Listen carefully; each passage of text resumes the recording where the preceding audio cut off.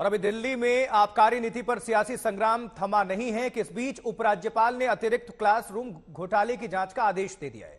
घोटालों के इन आरोपों को आम आदमी पार्टी अब गुजरात चुनाव से जुड़ा हुआ बता रही है और इन आरोपों के पीछे बीजेपी की साजिश का आरोप लगा रही है।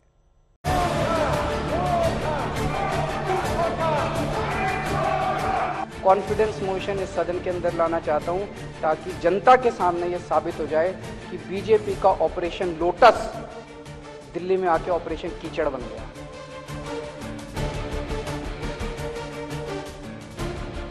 दिल्ली में घोटालों के आरोपों की नई किस्त जारी हो रही है और इसे लेकर सियासी लड़ाई दिनों दिन तेज हो रही है।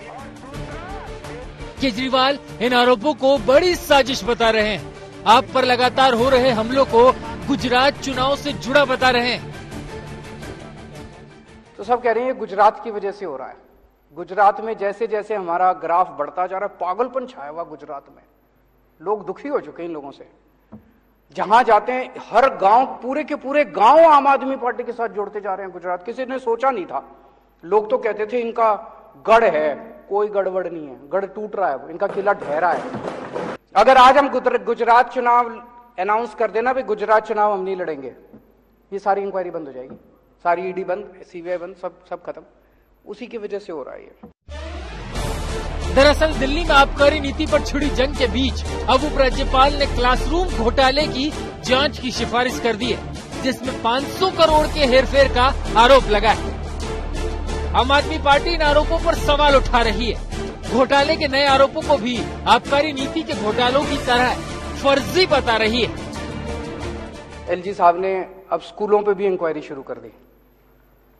तो कह रहे हैं भाई स्कूलों के बेसिकली तो रोकना है, स्कूल रुक जाएं, अस्पताल रुक जाएं, जितने अच्छे काम हो रहे हैं वो रुक जाएं, जनता को तकलीफ हो रही है। शिक्षा मंत्री सिसोदिया पर क्लासरूम घोटालों पर सफाई दे रहे हैं। बिल्डिंग, स्कूल और क्लासरूम का हिसाब दे रहे हैं।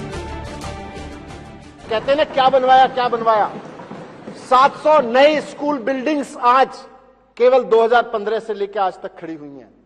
और ये बिल्डिंग्स नहीं खड़ी, चार दीवारी नहीं खड़ी, बच्चे पढ़ रहे हैं, उसमें बच्चों का भविष्य बन रहा है। दरअसल दिल्ली सरकार के स्कूलों में नए क्लासरूम बनाने को लेकर अनियमितता के आरोप लगाए जा रहे हैं। आरोप है कि दिल्ली में बिना टेंडर किए एक्स्ट्रा क्लासरूम्स बनाने की लागत 90% तक बढ़ा दी गई। टेंडर के वक्त जो बजट था उससे अवैध रूप से 17% से 90% तक बढ़ाया गया है। 500 करोड़ रुपए का अतिरिक्त खर्च बिना टेंडर के मंजूर कर दिया गया है। घोटाले की जांच के नए आदेश के बाद बीजेपी केजरीवाल सरकार पर वार कर रही है। आम आदमी पार्टी की ईमानदारी के दावों पर सवाल कर रही है।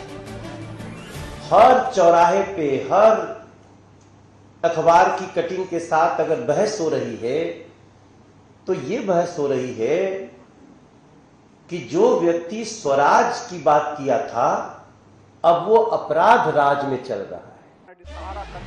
वहीं केजरीवाल आरोप लगा रहे हैं कि सत्येंद्र जैन को झूठे केस में फंसाने के बाद अब बीजेपी मनीष सिसोदिया के पीछे पड़ी है।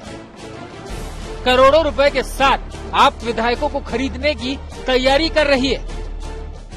मेरे पास अभी तक 12 एमएलए आ चुके हैं। एक एमएलए को आके कहते हैं भाई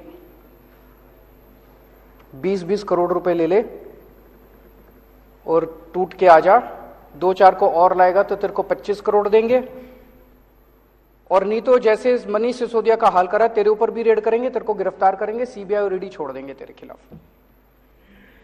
भाई साहब सलाम करता हूं आप सबको, कोई नहीं टूटा, एक भी नहीं तोड़ पाई अभी तक। शराब घोटाले पर जारी सियासी संग्राम के बीच केजरीवाल सरकार ने एक दिन का विशेष विधानसभा सत्र बुलाया।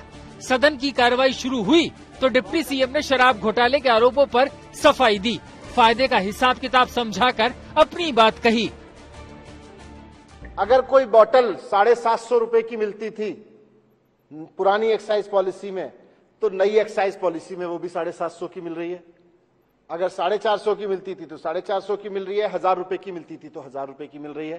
तो ऐसा नहीं है कि जनता के ऊपर कोई बोझ डाला गया हो।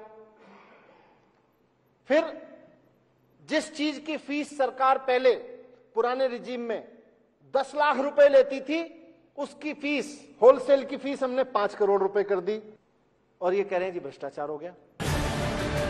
उधर बीजेपी केजरीवाल सरकार के हर एक दावों पर सवाल उठा रही है। घोटाले को लेकर पोस्टर के जरिए केजरीवाल सरकार पर वार कर रही है। अमित भारद्वाज के साथ मुनीश पांडे, दिल्ली आज तक।